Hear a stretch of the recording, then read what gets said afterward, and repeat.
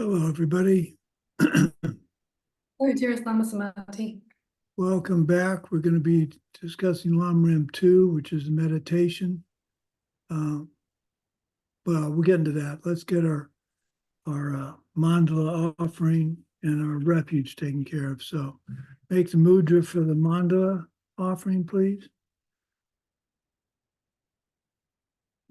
Here is the great earth filled with the smell of incense and covered with a blanket of flowers. The great mountain, the four continents wearing the jewel of the sun and the moon. In my mind, I make them the paradise of a Buddha and offer it all to you. By this deed, may every living being experience the pure world. Idam Guru Ratna Mandalakam Niryatayame. I go for refuge to the Buddha, Dharma, and Sangha until I achieve enlightenment. By the power of the goodness that I do in giving and the rest, may I reach Buddhahood for the sake of every living being. I go for refuge to the Buddha, Dharma, and Sangha until I achieve enlightenment. By the power of the goodness that I do in giving and the rest, may I reach Buddhahood for the sake of every living being. I go for refuge to the Buddha, Dharma, and Sangha until I achieve enlightenment. By the power of the goodness that I do in giving and the rest, I will reach Buddhahood for the sake of every living being. Okay, let's do a little rejoicing. That's always a good way to start a class. Who wants to go first? Let me see. Let's start with Katya and Sheila. So Katya, what do you have to rejoice in? Hi, hello. Well, I rejoice that I couldn't sleep because there was a mosquito in in the room, and instead of feel like impatient, I start thinking about the times that I bother others, and I do some purification. Wow, very good. We had mosquito and bad. Did I tell you about the cat and mosquitoes? When we were in Madison, Wisconsin, before I was a Buddhist, we'd have mosquitoes in the room. It was a big room. And my cat, we usually slept on the bed with us. So we just turned the light on and watched the cat. And she'd be looking and looking and following the mosquito around the room so we knew where to go look to kill it. I always thought that was pretty funny. But good job. So purification. You annoying others. I can't imagine you ever annoyed another person. Gotcha. But okay, in another life you did. Okay, very good, very good. Sheila. Hi, nice to see you again. And Good I to see you. rejoice that yesterday I finished the 3 readings of the source of my goodness that you sent us. And I made a little summary of in Spanish of the readings, and that helps me to understand better the meditation and the pledge. And I almost, how do you say, aprender? I almost learned the meditation and also the prayer. Very good, very good. When you get, if you would send me the Spanish, your Spanish, if you're comfortable sending me your Spanish translation, I'd appreciate it. Okay, yes. Okay. In your mail? My email, you can get that from Natalia or Okay, from Svetlana. I have your email. Well, no, I sent you a thank you for your donation, so you have my email. Yeah. Yes, I have Thank you. Thank you again for your donation, your offering. That was very nice of you. Oh, thank you. Okay, Jackie, you're up next. Hello, everyone. Thank you. I rejoice that I've been home for 5 days now after being away for about a month to be with family and support the house move. And we've been having, my husband and I have spent some lovely time together. We had a beautiful walk outside, and just to be with the sky and the stars was deeply peaceful. I'm really grateful for just being able to relax a little more and just appreciate the journey that I had and all the things I was able to do to help others, and to be able to have a bit of quiet space, but still just keep helping in small ways. Very And I good. also shared with the children's refuge a few boxes of things that I had collected from that journey and gave them some gifts of toys and things like that, that I was able to successfully not have continue to be stored with my family. So some things could go. Very good, very good. And that's going to assure you the help you need in the future when you have a similar need, the help will be there. That's very good. Where'd you go to? You were in Canberra. Where'd you go to? The suburbs in Gungahlin. It's a newer place, but it's been there for quite a while. Where was that, in Canberra? Yes. Oh, I see. Okay. Do you know where Red Hill is? Yes. That's where I lived when I was there when I was 15 years old. I don't remember the address, but I really liked Canberra. I thought it was a beautiful city. And we went to Tidbinbilla, the tracking station at Tidbinbilla. I just like saying the word Tidbinbilla. Okay. Lovely. Okay. Let's see. Evgeny, do you have something you can rejoice in?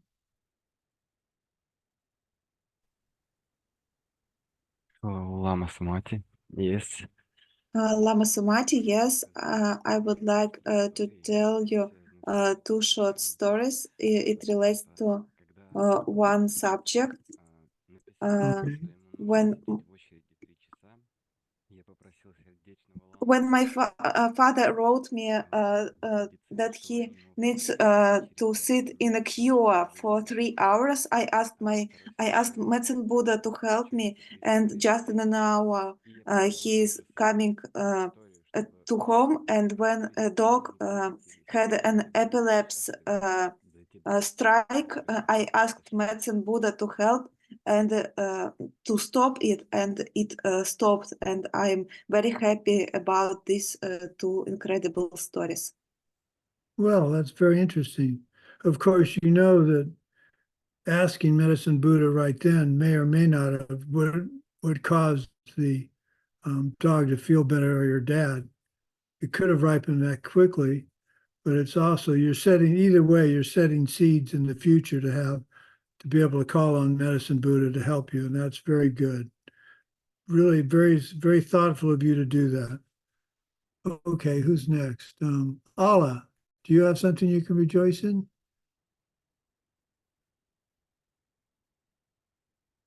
If I pronounce that right? Это я. Ой, я не совсем готова, но чему я I'm not ready to, but I would like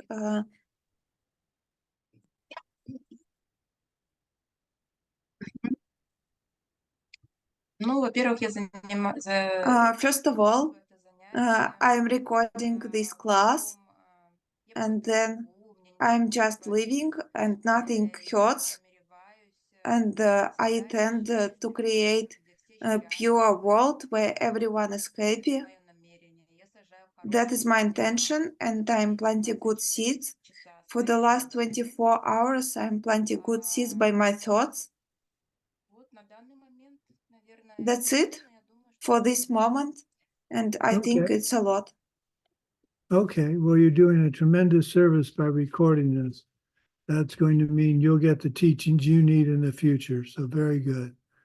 Okay, Natalia, what do you have to rejoice in? Thank you. It's nice to start the LAM back. We had some break, and now it's nice. Feels nice to go back. And it's spring in Texas, and my daughter is having spring break, so we went to ride on a Ferris wheel today, and it was something new to do. So I'm happy that I'm able to. I have the seats to do it with my daughter. Did you like riding a Ferris wheel? I was a little bit afraid at some point, but she enjoyed it very much. So I'm happy that I can How old is your daughter? 13. 13. Oh boy, is she dating yet? No. I'm just kidding. I always ask my students that are parents if their daughters are dating yet, and they all go, no. So Well, at least from what I know. Maybe I don't know everything. You better look on Facebook. Yeah. Oh, okay, so what do I have lots to rejoice in. I've changed my medication and it seems to be working pretty well. So one of my medicines damages my heart, could damage my heart. So I've reduced the level of that I'm taking very successfully. So far, so good. What else? Oh, we're putting together this Tibetan Book of Lists, and ACI, Asian Classics Institute, has allowed me to use their name in the website. So that's a huge deal. I'm very pleased with that. We started setting up a website. It's not ready to be released yet. We need to put the actual documents in it. I'm waiting for those by the end of March.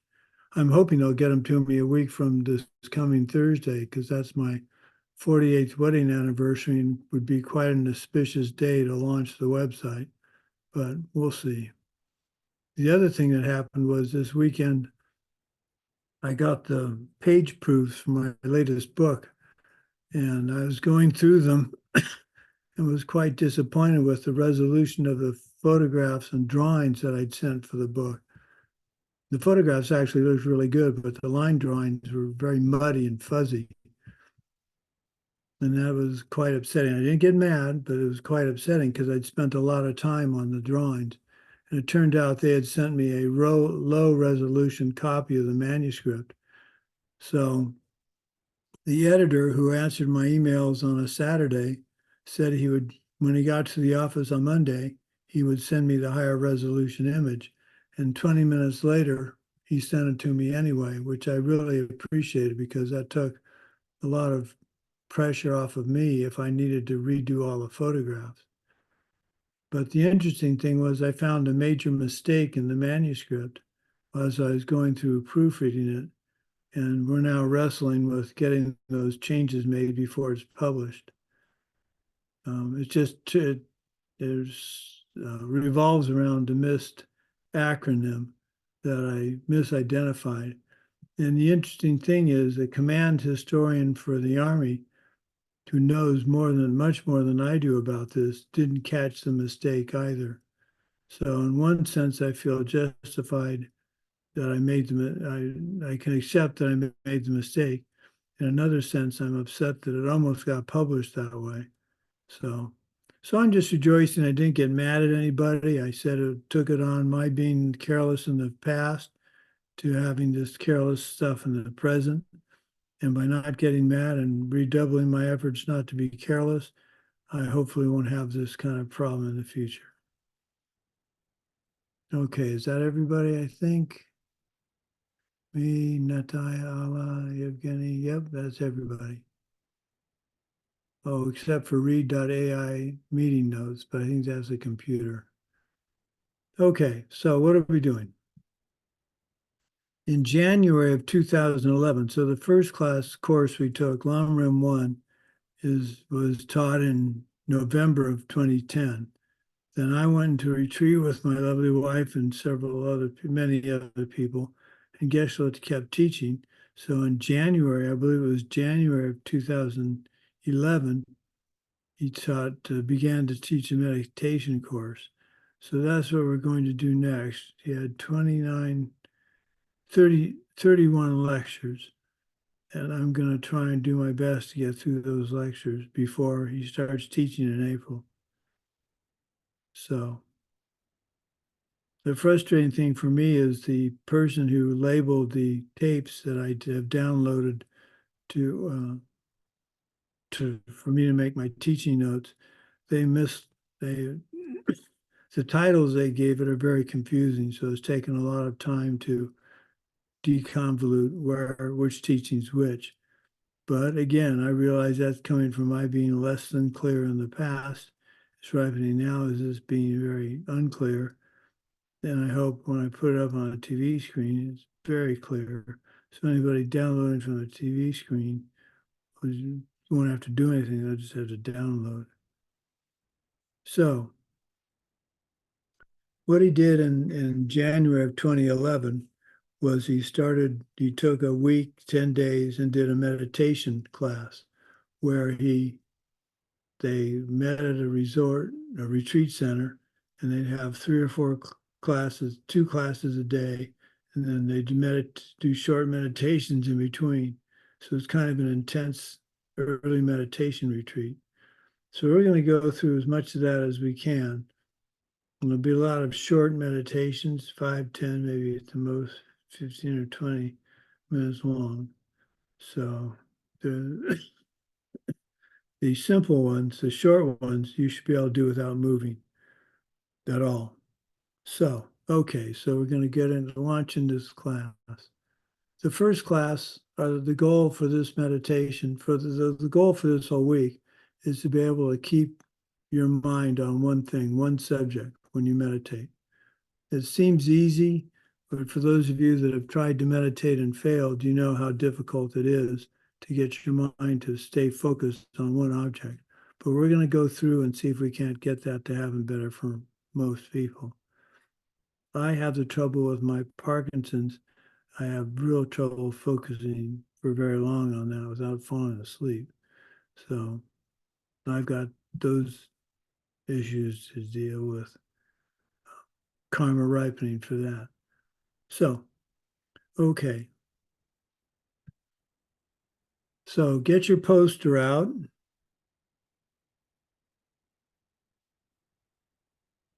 And you'll see numbers circled in red. We're going to talk about each of those levels. I'll just wait for, let's find out if everybody has the, do you all have the chart in front of you?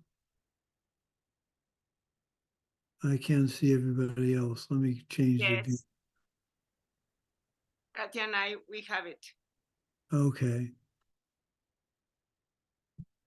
Okay, so it looks like everybody's got it. Okay. So you can see there's 1, 2, 3, 4, 5, 6, etc. We're going to be going in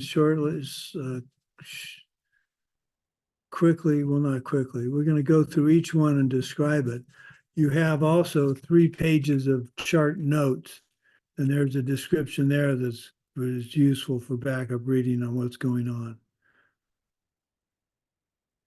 So we'll be doing some short meditations, like 10, 15-minute meditations, as well as discussing the chart.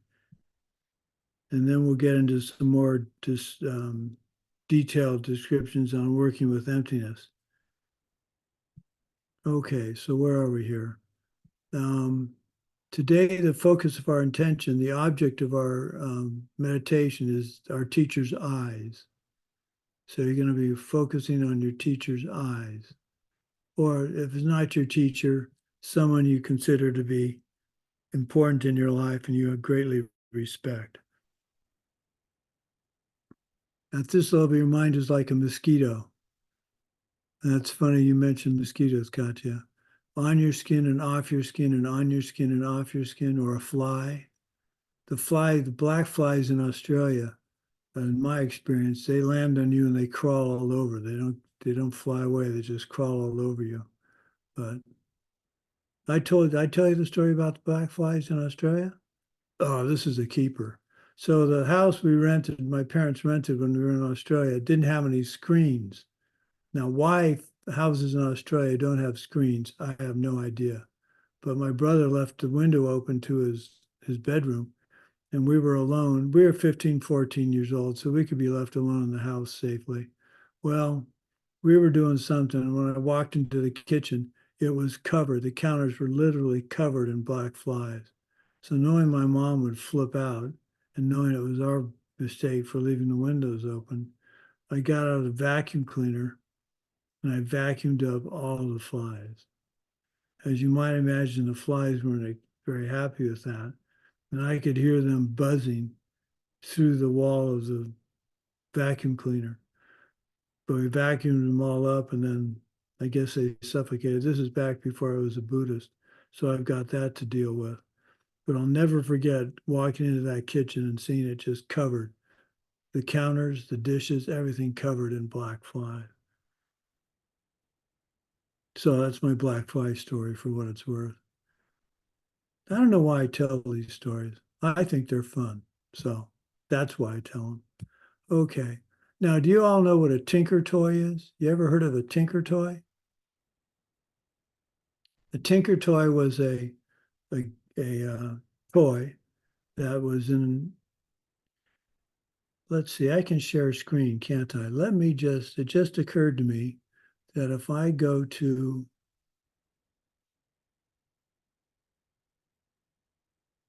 the web and I type in tinker toy,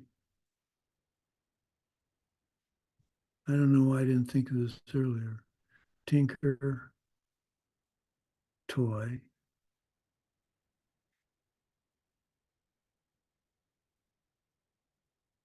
Well, it's not what I was looking for. Oh.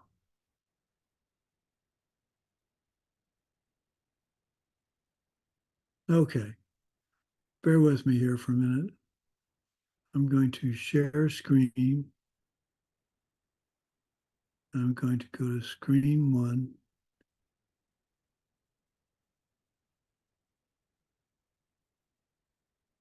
You see these toys, these sticks and stuff?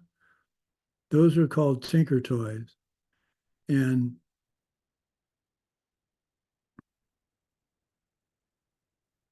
what's the point I wanted to make? Oh, we want to connect. Well, I'm ahead of myself. Let me keep going with the notes and we'll get to tinker toys.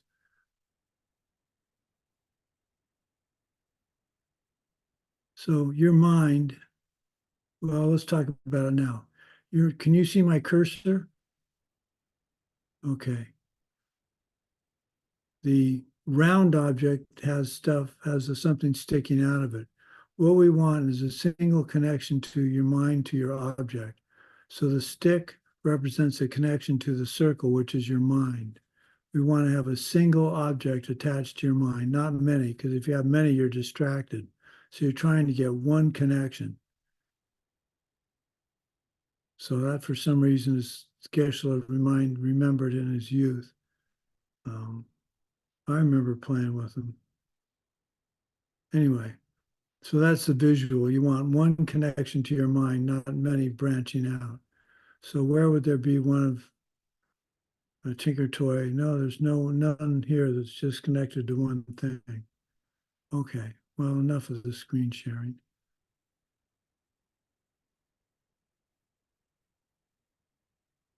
Okay, so we're going to do a short meditation. So go ahead and sit up straight.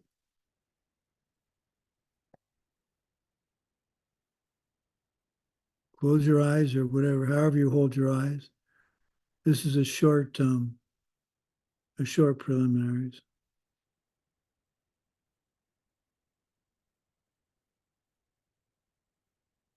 Watch your breath. Place your mind at the tip of your nostrils and monitor exhale and inhale as one breath. So you're going to try and count to 10 without being distracted. We'll do 2 rounds of 10. Normal breathing is 12 breaths per minute. So try and slow your breathing, but don't hold your breath. I'll count. Here we go.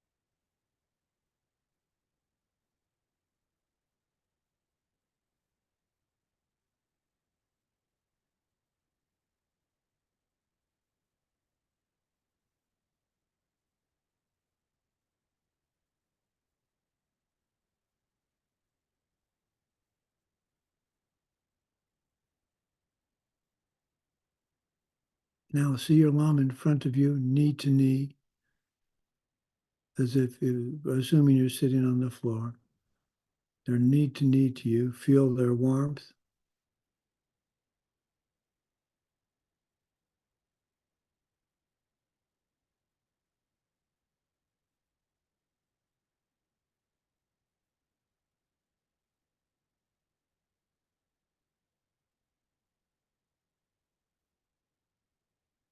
Make an offering to them, perhaps your practice.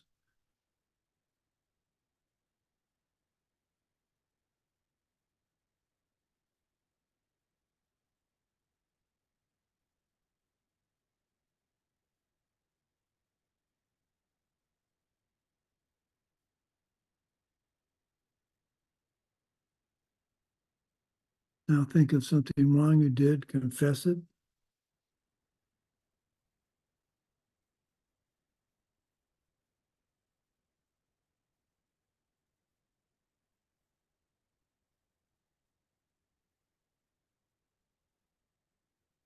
Then rejoice in something you did or so you saw somebody else do.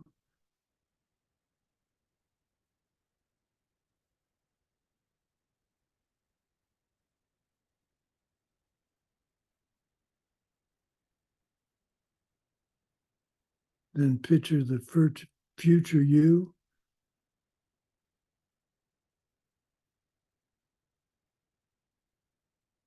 Maybe it's you as an enlightened being. Maybe it's you teaching. Maybe it's you not reacting in a tough situation with anger, but with wisdom.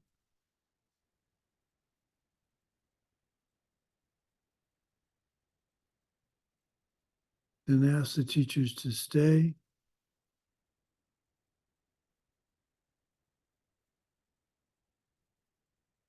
Ask the teachers to teach.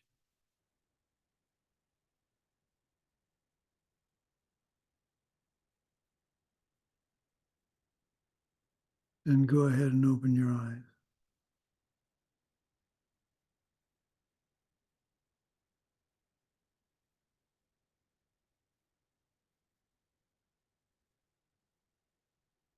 So the first level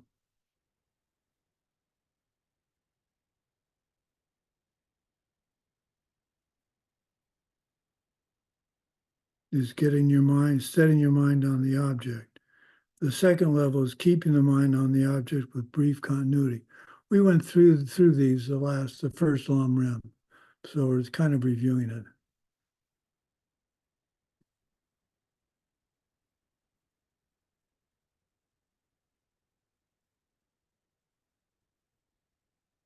The second level is, as I said, continuity or a stream. It's better than level 1, but you're still off the object more than you're on it. So one way to take care of this when you're trying to do this in a house situation, if you don't live alone, is you need to negotiate with your family members so that it doesn't become a problem. So somehow impress upon them the fact that you need and this is one reason to have a set usual time to do your meditation instead of squeezing it in.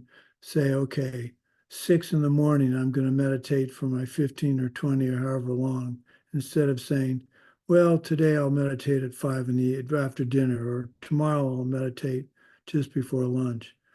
You need to make it a consistent time so your family, you can ask your family family members the favor of being quiet. No radio, no TV, no laughing and giggling or chasing anybody around the room or playing with a dog or cat.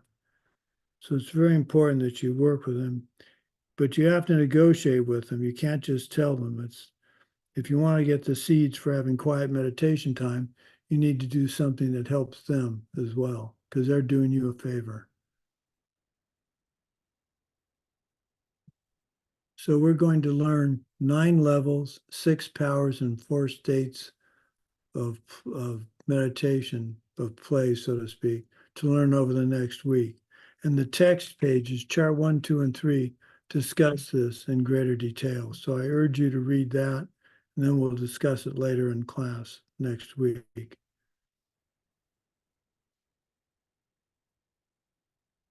So there's four kinds of sustenance that we need to think about. There's physical, the stuff you can bite or eat. There's sleep. So in order to maintain a body, you need to eat. That's the obvious, that's pretty much a given. Eat and drink. So the physical, the food that you eat or beverages you drink. Then there's another form of sustenance that's extremely important is sleep. Now, I have an interesting thing going on. I've been getting by on 4 or 5 hours of sleep for most of my life. So I've been trying lately to get to bed earlier and stay and sleep longer.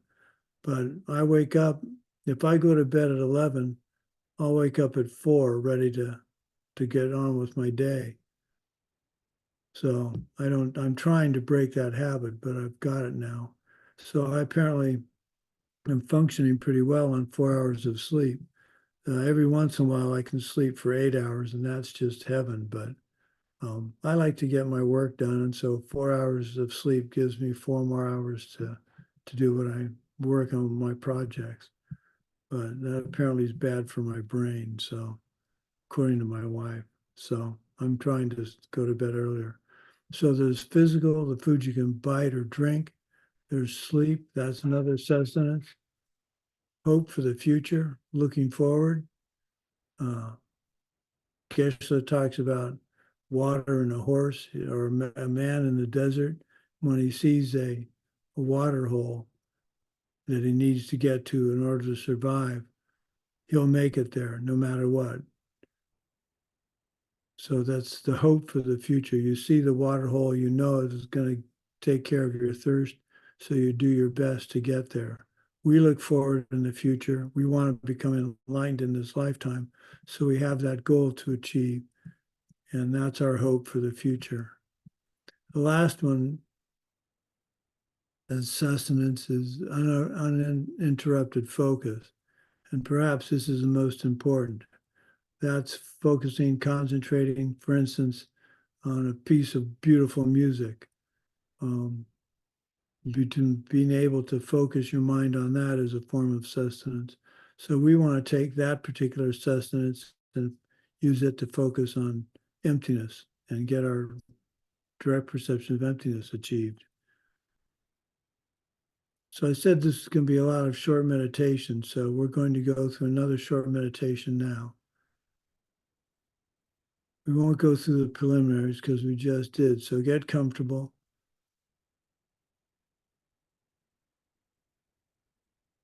Watch your breath. 2 rounds of 10.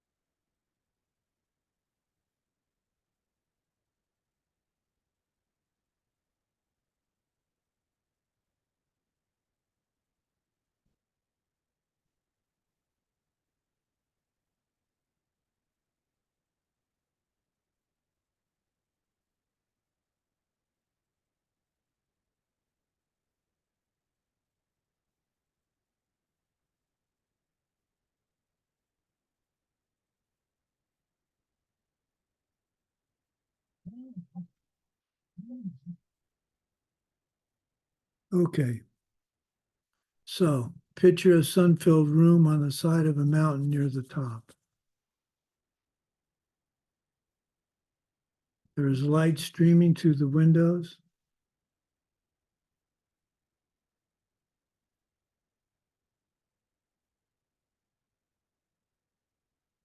The sky above is clear.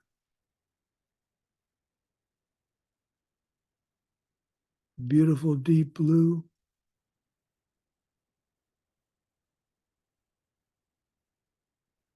The surrounding mountains are beautiful. Paint the picture as much detail as you can. We're going to spend a minute or two at this point.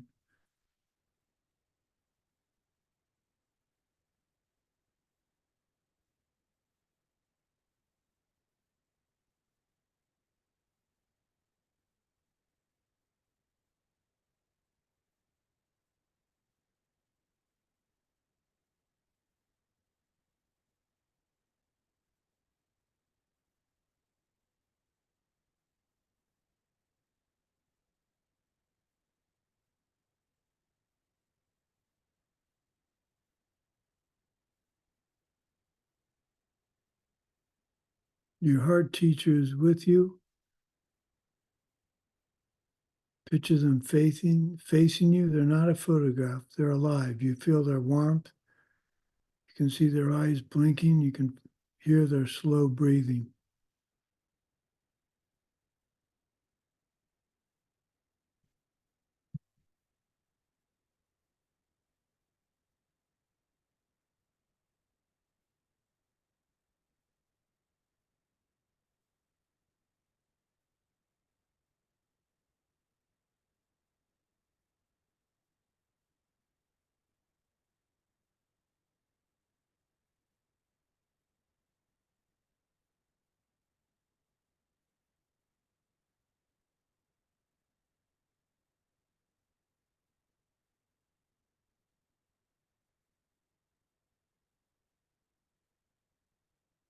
Focus on just their face now, the outline of their face.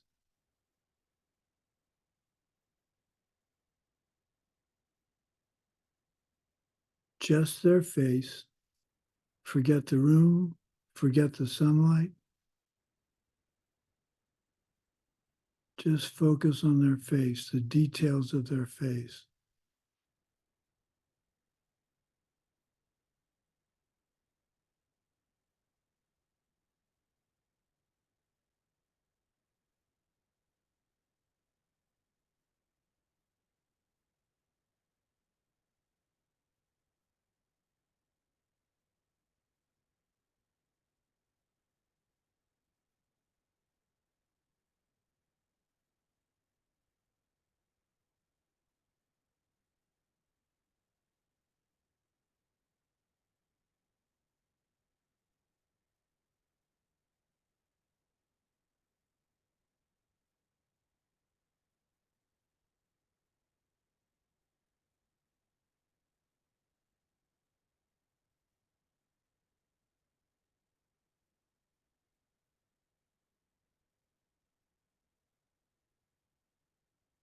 Okay, you can open your eyes.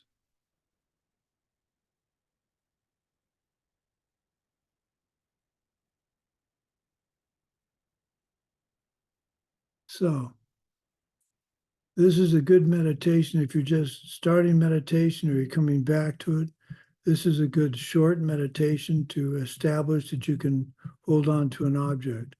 So as you're doing this, you're going to find your mind going off to other subjects like what's for lunch or dinner or what do I have to memorize? Catch yourself and get back to the face as quickly as you can. There are certain realizations that everyone must have if they're going to get enlightened. For instance, the realization of our own impermanence. You have to have an experience such as a close friend or parent dying thrust on you to get in order to progress spiritually. This happened for us with my lovely wife's parents passing away in a plane crash. It brought to attention, our attention, how unfair the world is, and was there anything we could do about it? Up until then, we didn't think much about it. We just went ahead with our normal everyday life. But that's what brought us to Buddhism after about a year of searching. I don't wish upon anybody to have that kind of experience. But usually, Geshe says in his experience, something like that is what, maybe it's the passing of an animal, a pet. I guess it could even be a goldfish, although I don't really know if goldfish are pets. I guess maybe they are. So, the book we're studying, Liberation Thrust in the Palm of Your Hand, has all the steps to take you on the path to your own enlightenment successfully.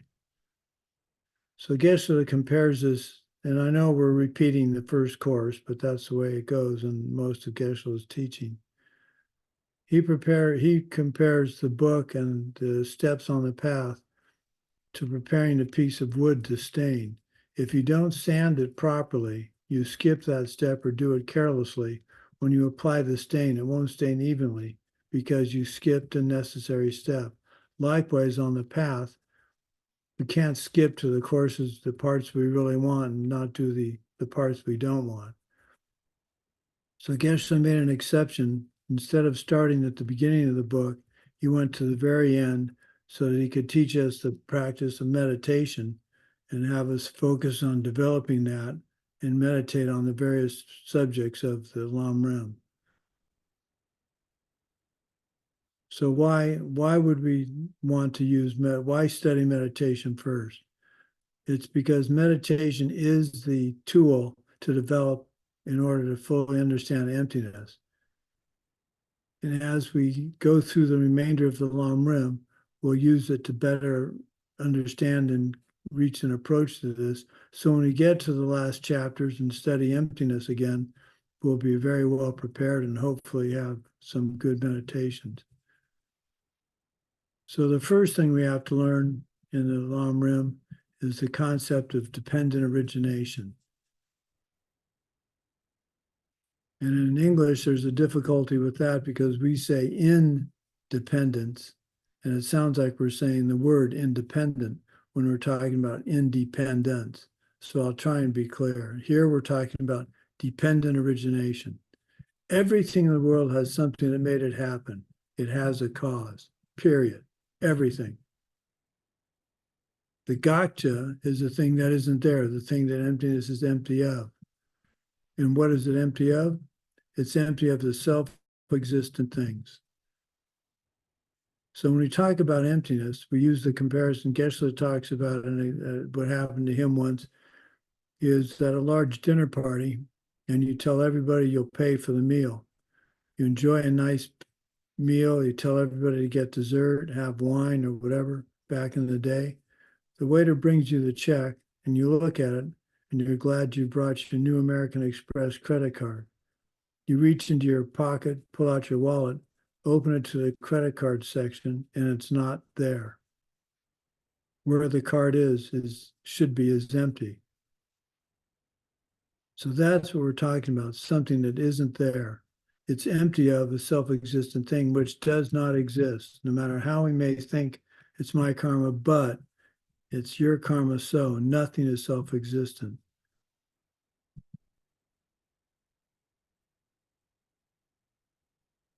So the first crucial point, you must identify what is there and never was there. All the stress in your life, every crisis, every problem, every person you didn't like, every time you got happy, every time you got sad, all of these were never there self-existently.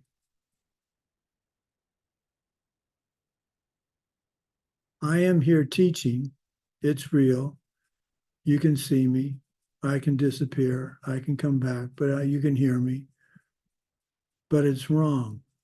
What do I mean when I say Sumati is not Sumati? The Samadhi that's not there is the Samadhi that doesn't depend on anybody else or anything else. So the reason I'm here for any one of you is because you've helped people learn the Dharma in the past, and your karma is ripening to have a teacher, in this case, embodied in me. But I'm not there coming at you. It seems like that way with the television, with the computer. And that's a little bit of a misnomer with Skype or with Zoom. It sounds like you're coming to me, but I'm coming to you. But that's not right either. What's really correct is you have the karma to have a device, Zoom, that allows you to project me coming to you. Now that's confusing, and it's meant to be. You have to remember that so for instance, well, let's do the pen.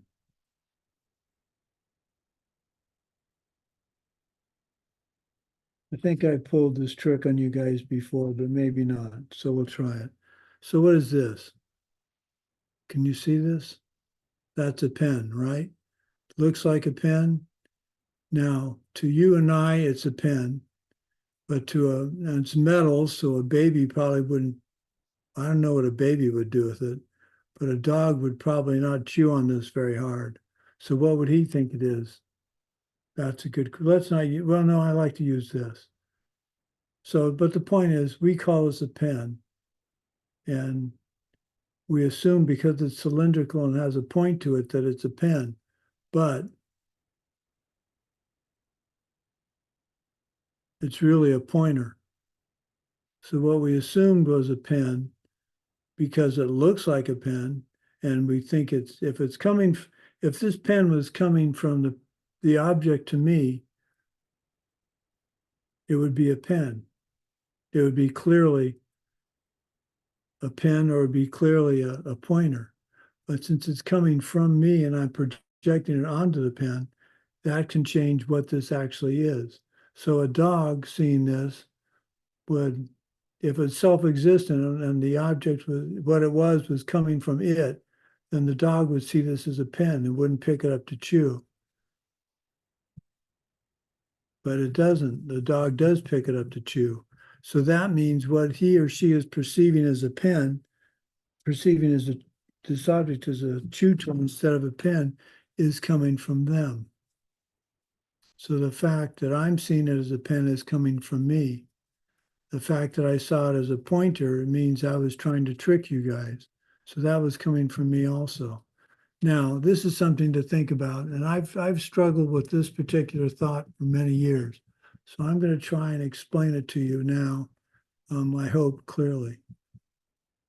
So what happens when we leave the room? So I have a pen, I put it on a counter, on the kitchen counter, and I leave the room and come in here to teach. Is that pen still on the counter?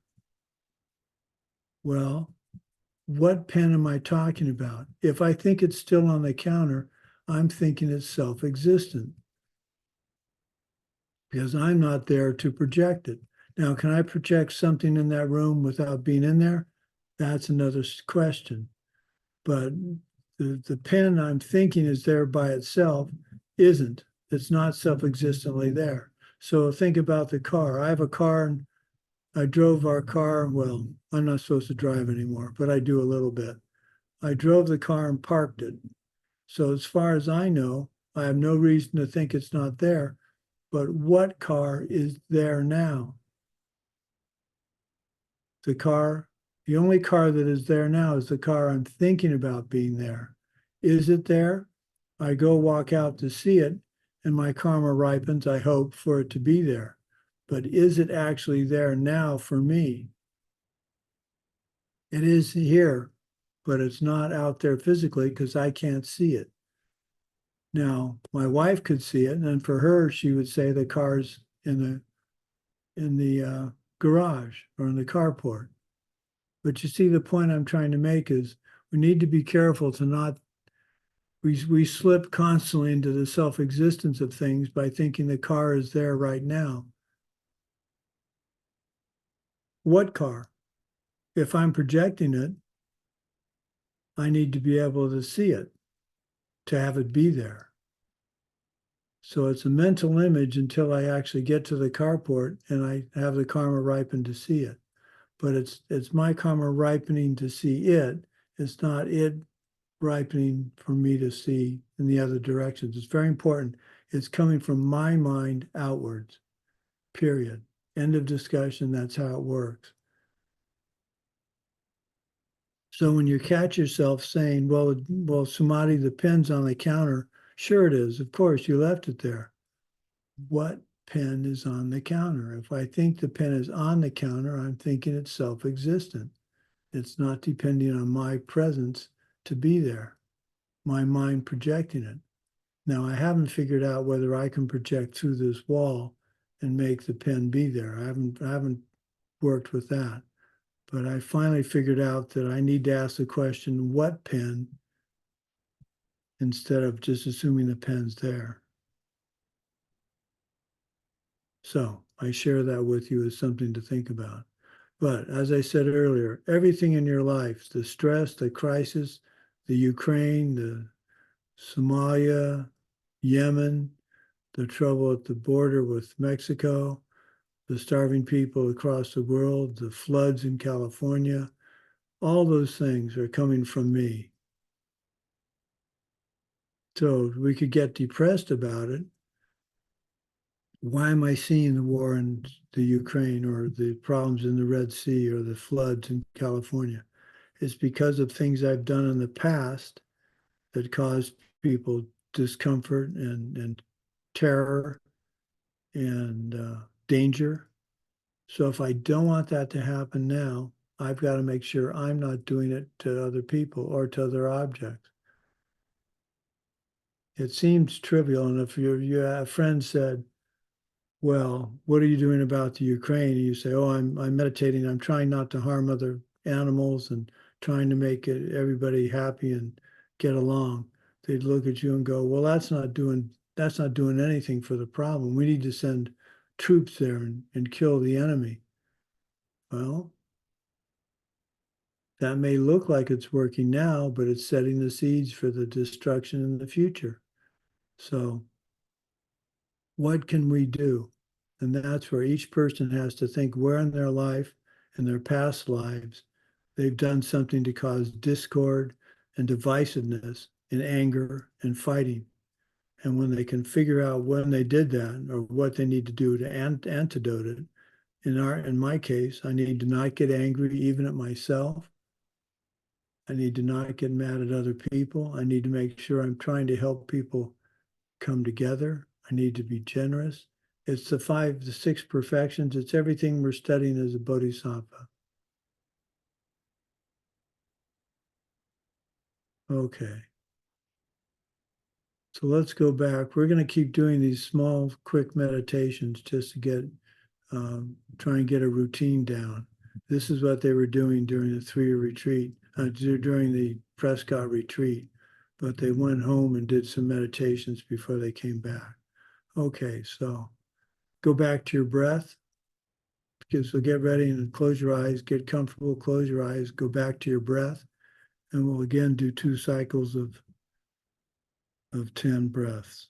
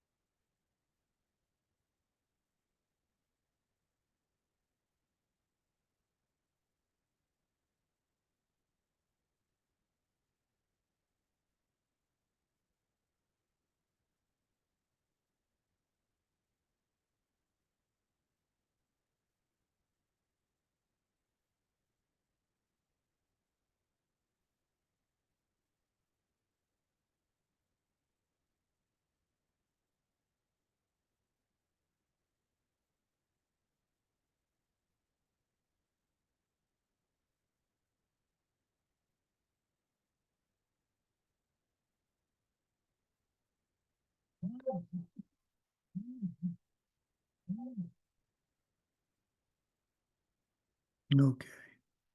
So go to the sunlight room on the side of the mountain. Your teacher is there sitting knee to knee with you.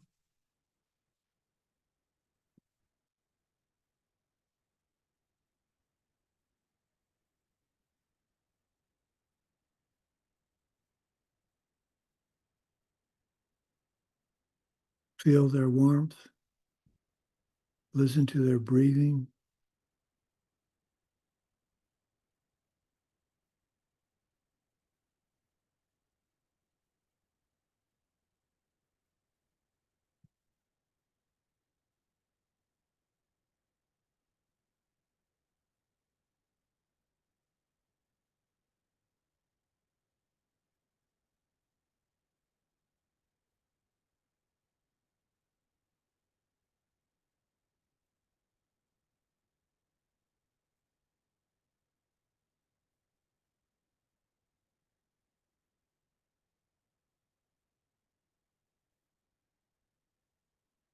Look into their face. They're looking at you. Gaze into your eyes, into their eyes.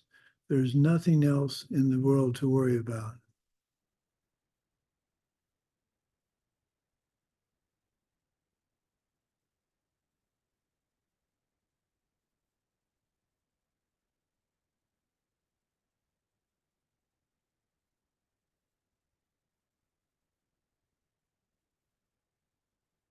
Take your sustenance in that this is the sustenance of being able to focus on something and concentrate.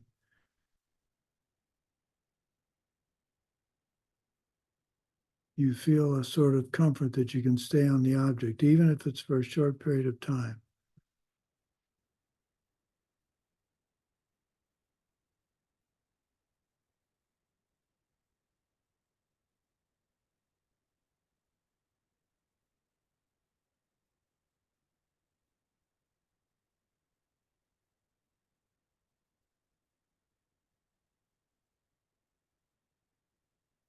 Okay, say goodbye to your teacher and come slowly back to the room.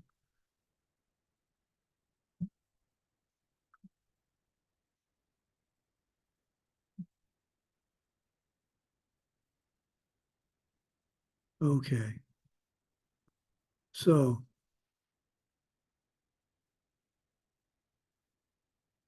when we say something comes from causes, everything comes from causes, such as a pen or anything, your stress or anything in your life. We don't mean causes does not mean it comes from a factory. The reality is this: if there was a pen that you could write with that wasn't coming from your mind, that would be impossible. To say that's coming from your mind is finally to admit the reality that it has. It's a matter of your karma ripening. If everything's empty, you've got to be a good person because that's where everything's coming from. So that brings us to the two extremes. So I want to read to you 3 stanzas from the 3 principal paths. You've yet to realize the thought of the able as long as 2 ideas seem to you disparate. The appearance of things, infallible interdependence, and emptiness beyond taking any position. At some point, they no longer alternate, but come together. Just seeing that interdependence never fails brings realization that destroys how you hold the objects, and then your analysis with view is complete. In addition, the appearance prevents the existence extreme and emptiness that of non-existence. And if you see how emptiness shows in cause and effect, you'll never be stolen off by extreme views. So what are the 2 extremes? This is something you should know by heart. One extreme is things exist the way they look. This is the extreme of existence. There's nothing I can do about it, so that's because they exist the way they look. The other extreme is things don't exist the way they look to me. If they don't exist the way they look to me, then they don't exist at all, so nothing really matters. I can do anything I want. So you have to remember that things do, when we say something doesn't exist, you have to remember we're not saying it doesn't exist. It doesn't exist self-existently. And so that's kind of circular. Let me rephrase it.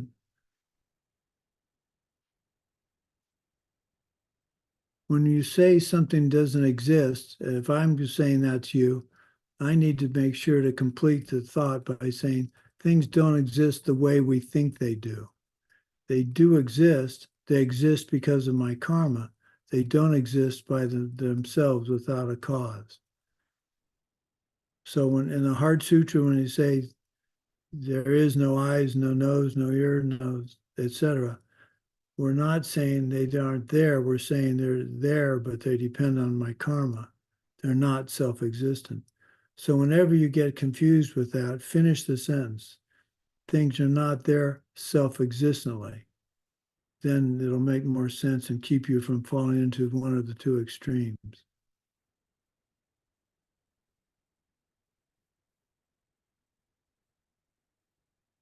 So at level 1, your mind flips off of this object more than this, off the object more than on. Oh, I know what I want to do. Get out your posters. Number 1 denotes the step on the path, and the one with a, well, I need to get mine out. I just covered it by the Tinker Toys. There we are.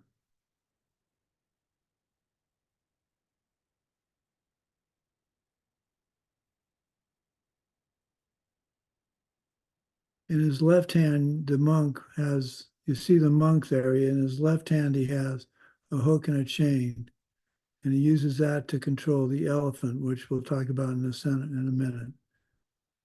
The first problem you encounter as a meditator is laziness, not feeling like meditating. So we talked about the 4 antidotes to that. You have to have faith that meditation is something you need. You want to have the ability, so that's the second one. You need to make the effort to have the ability. And if you do 1, A, B, and C, you'll have 4, the practice these, that's necessary for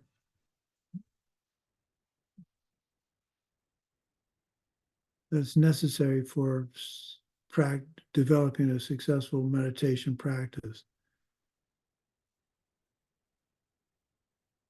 So number 1 is the monk carrying the chain in his left hand and the hook in his right hand.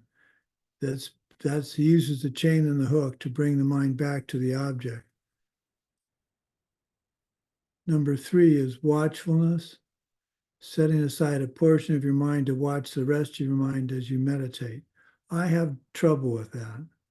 I'm still working on really trying to develop the watchfulness, thinking there's a portion of my mind that can monitor the rest of my mind. So number 4, you attain the first of the 9 levels. The elephant represents your mind. The color black represents dullness. So if you look on up the path, you'll see the elephant becoming wider and wider. And the monkey, which we'll talk about in a second, it goes from black to wider and wider.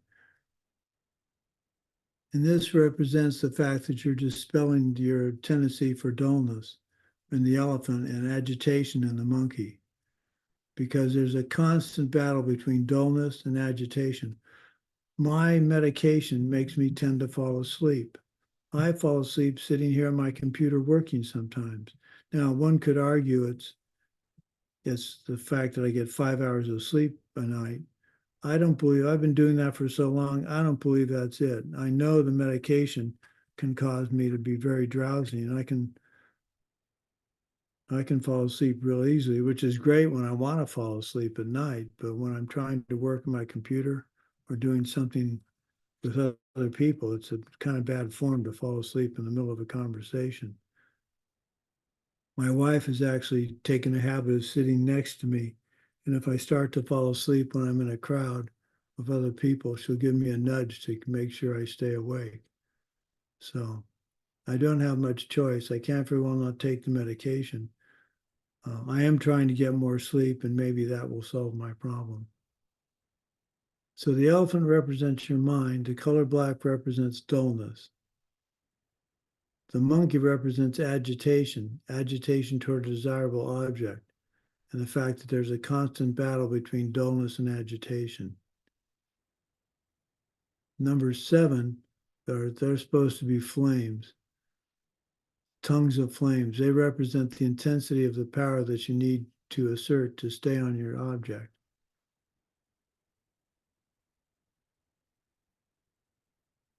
At first, your corrections are big and overshoot, and what you're doing is you're trying to achieve. You go from dullness to agitation, or agitation back to dullness. So this is what we're fighting as we develop our meditation skill. So let's do another short meditation. We're trying to develop in this the ability to just focus on something as simple or as mundane as our teacher's eyes or their face.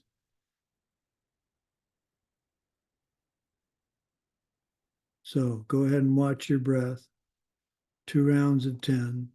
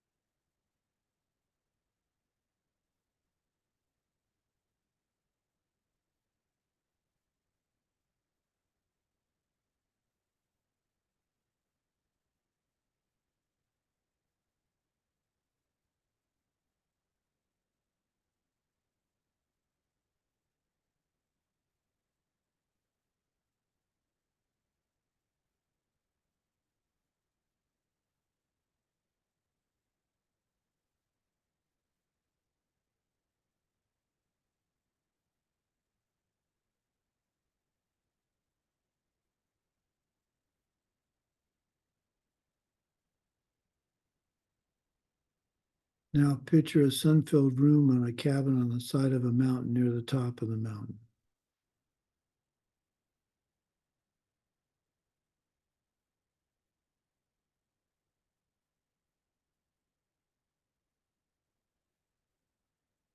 We're going to spend approximately a minute at each of these steps, so no hurry.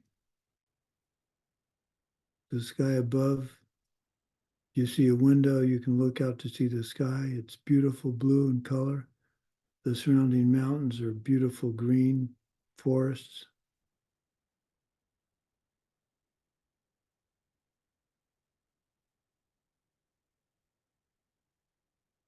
You feel the warmth of the sunlight on you.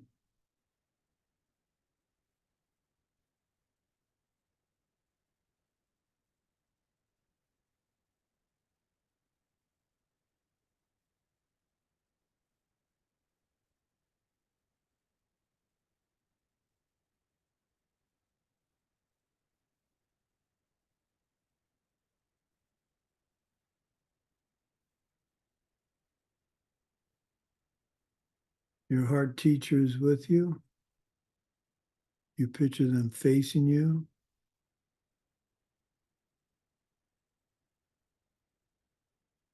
They're not a photograph or a tanka. They are alive. You feel their warmth.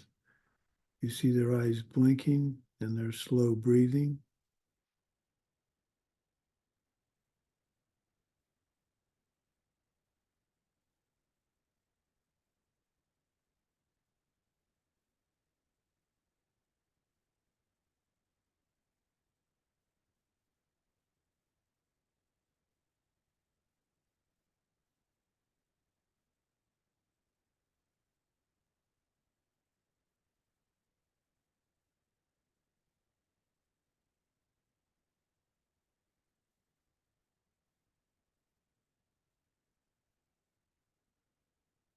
Your Lama reaches out and takes your hands.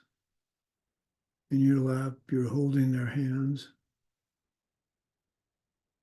Just try to focus on the sense of touch of their hand.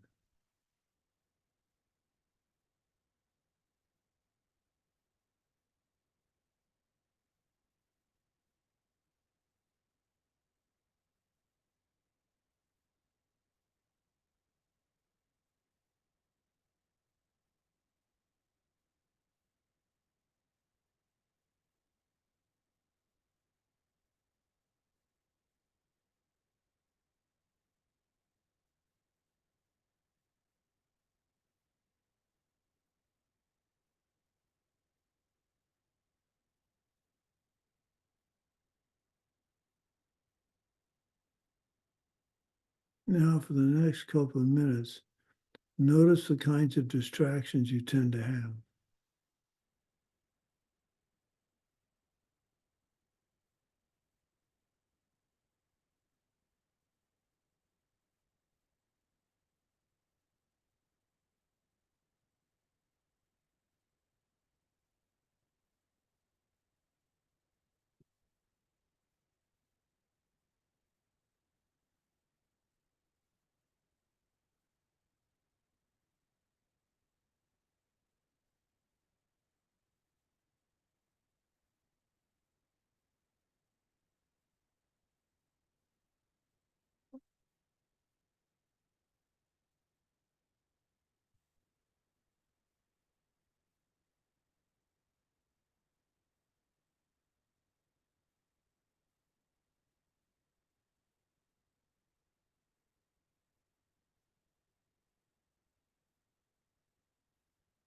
Catalog them in your mind.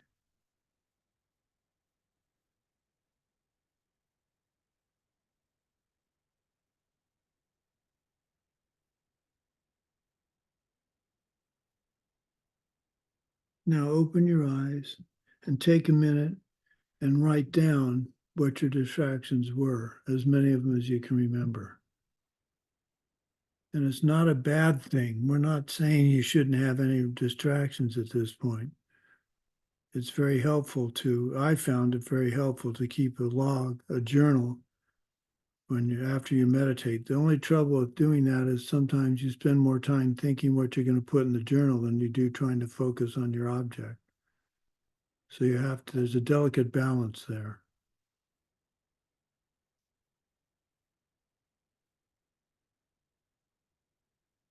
My main problem now is not focusing on something else, it's falling asleep. Once I close my eyes, it's a good bet I'm going to fall asleep.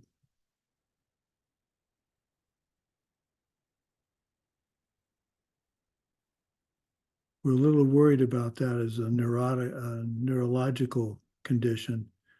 And so what I'm going to do is use Zoom, start the Zoom camera on me while I'm working on my computer. And if I nod off to sleep, I'll see it on the computer and I'll be able to tell how much time, because sometimes I'll nod off and I don't know how long I've been out. But if I'm just working like this and all of a sudden then that's neurological. So we need to find that out. Don't know. It'll be interesting to see. Okay, I think we'll make that the end of today's class. We're going to pick up where we stopped there on next class, more of the short meditations, and then so that'll be Friday.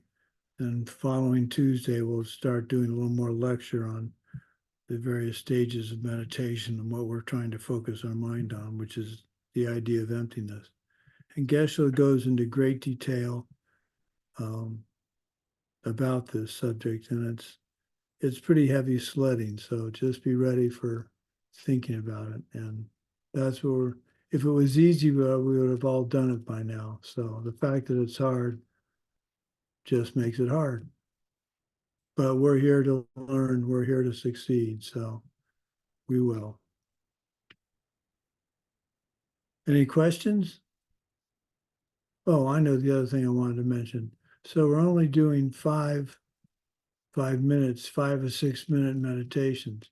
And you think, well, that's not very good progress. If you can, as Geshe has said more than once, if you can meditate very focused for 5 minutes without losing your object, and then do it again and do it again, that'll eventually build into being able to do it for an hour. But there's no point in starting to work on an hour time frame if you can't do 5 minutes. And we have an analogy of that we'll be discussing a little bit later in the diamond business. So let's dedicate what we've done. May I ask a question afterwards? Yeah. Thank By you. the goodness of what we've just done, may all beings complete the collection of merit and wisdom, and thus gain the two ultimate bodies that merit and wisdom make. So thank you for coming back to class. And we are making progress. It's slow, but we are making progress. So thank you again for coming. Okay, Jackie, what's your question? Thank you. It's based on a scenario, just creating a scenario which is very similar to a current experience, where I think it's an ethical imbalance and it doesn't make me sit very well with it. If you were in a situation where you were assisting friends, for example, that had hired out and rented a home, the home had been poorly cared for, and you were helping them to try and improve that and try and fix it so it went back to the owner, respected to what you could do to fix up some of those things that had been damaged.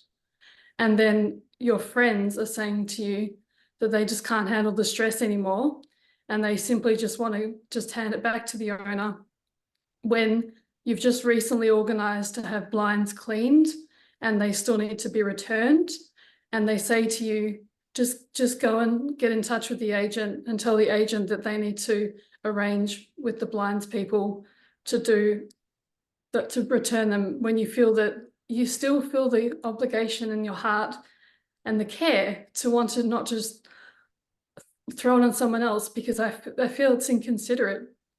And I feel that no matter how difficult it is, even if they're sick and they're unwell because of the experience, and you see that it's taken a toll on them, that you still wish to see that you still care for something and respect someone's property, and you don't just think that you can just simply say to someone else, you just go and get in touch and organize these things, and we're just leaving it all behind us. It's just, I feel it's so inconsiderate, and it really is a dilemma. Well, I think the simplest thing to remember, and sometimes the hardest thing to remember, is that's coming from your past seeds of doing that. So what I would do is take it upon myself to make sure that the blinds in this case are cleaned and returned and hung properly and dedicated, so that in the future you don't see other people not do that. You don't have your karma ripen to see other people be careless about those things. Is it enabling? Are you doing it, taking care of it for them? Well, yes, and if they give you if they just tell you, they tell you simply just get someone else to fix it and don't take it any further. Do you still step in when? Yes. If it's me, I step in because I don't want the karma. If I'm a party to the fact of not doing it complete, doing what I should do, which is get them returned and hung, then I'm party to not being considerate of others, and that's going to ripen down the road for me. If they don't like that, that's not, if that's causing them distress, what doing something right isn't what's causing them distress, because it can't cause distress. What they're getting frustrated with is, as you, how can I put this? The best thing you can do in that instance, in my opinion, is carry through your obligation and to simply explain to them that very fact, that you want people to honor your obligations, their obligations to you. So you don't have to mention karma and seeds. You just say, the only way I can expect someone to honor their commitments to me is if I honor my commitments to them. And if they don't see that, there's nothing you can do about it, because, well, there's nothing you can do about them seeing it the way you do. All you can do is set the seeds for you to see it, to have that action come to you in the future. Does that make It's any even, sense? yeah, sorry. Does that make any sense? Yes, it feels even more of a dilemma when they tell you not to get in touch with the estate agent directly, that just to kind of just walk away from it. But can you, even if they ask you not to, is it still appropriate when they've told you not to still, if you feel it's right to? Yes, in my opinion, Jackie, you're doing it with wisdom. It's not that you're ignoring them and their direct instruction to you. It's that you know what you need to do for your future. And in order to have people fulfill their commitments to you, you need to fulfill commitments to them, to others. And if they tell you, so let's say someone in authority tells you not to do it, and you just look at them and you say, I have to because I don't want this kind of problem in my future. You're not telling them it's their fault. You're saying, I need to follow through for my peace of mind. And if they argue with that, there's not much you can do. Mhm. The only thing you can do is honor the commitment that you want to honor. Mhm. And that's difficult, probably, if I understand the situation you're in, which I believe I do. That's difficult, but that's what you have to do. Because if you agree with what they're saying, you're setting your seeds to see no commitments not followed through in your future, and that's not something you want. So you May I just go ahead. Sorry, may I just say, the thing that I feel is really sits so uncomfortably is that there's still a responsibility, and I feel like that you can't just neglect a responsibility, even if it's hard to deal with, that you just need to see that you can't just throw other people into it.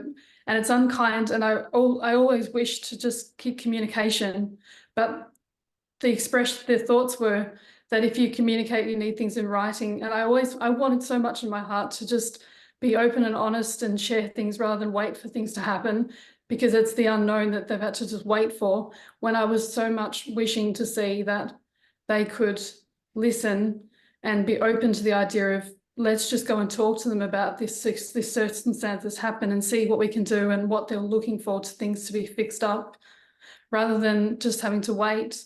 And it's just a really unfortunate end of outcome, and I'm just not. You need to follow through with your responsibilities. And if they're not being responsible about, all you can do is try. And then if they signed a lease and they have to work and they have to suffer the consequences of turning something over that's not in good shape, all you can do is your best to try and help. And if they refuse to let you do that, that's your karma ripening for having refused to help others in the past. And so you need to find instances where you can help others properly. It's a conundrum, it's difficult, but you need to think in terms of your seeds, not their seeds, because you can't do anything about their seeds. All you can do is try and lead them to the correct thing, to the correct action. So follow through with your responsibilities and just explain to them that you don't want to see that in your future. And if they say, well, that's not going to happen, you're up against people that don't believe in karma and emptiness. And that's when maybe you have to pull back and just let it go. I know that's hard to do, but sometimes that's the best thing to do in terms of your seeds. You've tried your best, you've dedicated to do it as best you can. And if that doesn't work, live to fight another day, I guess. Thank you. It's a really challenging circumstance, and it's one that you can welcome with joy as best as you can. But really, it really touches on ethics so much, and also just kindness to others. Well, Really. absolutely. So you need to do what you can do to express, to demonstrate the kindness and responsibility that you want to see in your future, and do that to your best ability. That's in that situation, that's all you can do. You can lead a horse to water, but you can't make him drink. Mhm. Okay, we'll see everybody next Friday. Okay. Thank you. And thank you for allowing me to come to you and teach, and we'll see you in 3 or 4 days. Thank you. Okay, bye. Thank you. Gracias. De nada. Mhm. Svetlana, I have a question for you. How long will it take you to take that last, and Natalia, same for you. How long is it going to take you to get the errors that I sent you cleaned up? And well, Natalia, you have the whole thing to translate. How long do you think that's going to take? I just a day or a number. I don't want you to feel pressure, but I just need to get some idea of when you might be done. I haven't started on it, so I need to let me get back with you about this. Okay, this is not to be a pressure and an onerous thing. This is supposed to be fun. So if it's going to take you through the end of March to do it, just let me know and I'll plan accordingly. If you want to get it done tomorrow, all the better. I'm kidding. I'm kidding. Okay, now Svetlana, you have